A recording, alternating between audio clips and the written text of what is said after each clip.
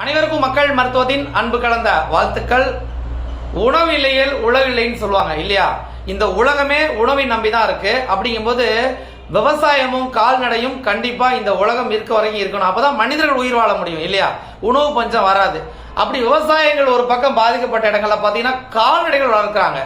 அதாவது ஆடோ மாடோ கோழியோ முயல் இந்த மாதிரி ஏதோ ஒரு கால்நடை வளர்த்து அந்த உணவு பொருளாதாரத்தை அவங்க சரி பண்றாங்க. அப்படி ஒரு விஷயம் தான். அதாவது என்னன்னா, திருச்சி மாவட்டத்தை சுத்தி எங்கேயாவது ஆட்டு பண்ணைகள் யாராவது சொந்தமா நடத்தி இருக்கிறீங்க, இல்ல உங்களுக்கு தெரிஞ்ச ஆட்டு பண்ணை இருக்குது, அதாவது வெள்ளாடோ இல்ல செம்பரியாடோ இல்ல தலைச்சேரியோ மேச்சேரியோ அந்த மாதிரி திருச்சி சுற்றுவட்டார பகுதியில் எது இருந்தா எனக்கு இன்ஃபார்ம் பண்ணுங்க. ஏன்னா நிறைய நம்முடைய வியூவர்ஸ் ஆடு வளர்ப்புல ஆர்வம் காட்டுறாங்க. அது மாதிரி உள்ளவங்கள ஒரு நாள் அரேஞ்ச் பண்ணி அந்த இடத்துல கூட்டு போய் அவங்களுக்கு பயிற்சிகள் கொடுக்கலாம். உதாரணமா எப்படி அந்த கால்நடை, உதாரணமா ஆடு வளர்ப்புல எப்படி உணவு மேலாண்மை, நோய் மேலாண்மை எப்படி, ஸோ இந்த மாதிரி விஷயங்கள்லாம் அதுகளுக்கு நம்ம அவங்க கத்துக்கிட்டாங்கன்னாக்கா வீடுகள்லயே ஆடு வளர்க்கறதுக்கு சில பேர் விருப்பப்படுறாங்க.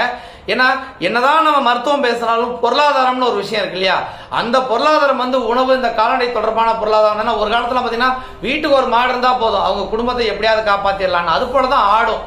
அப்ப அந்த மாதிரி ஆர்வம் காட்டுறவங்களுக்காக ஒரு நாள் பயிற்சி நம்ம கொண்டு போலான்னு இருக்கோம். இந்த சுற்றுவட்டார பகுதியில் யாரும் இருந்தா எனக்கு சொல்லுங்க, இல்ல நீங்களே வெளியூர் நடத்தினாலும் சொல்லுங்க. நான் உங்களை தொடர்பு கொண்டு விவரங்கள் வாங்கிக்கிறேன்.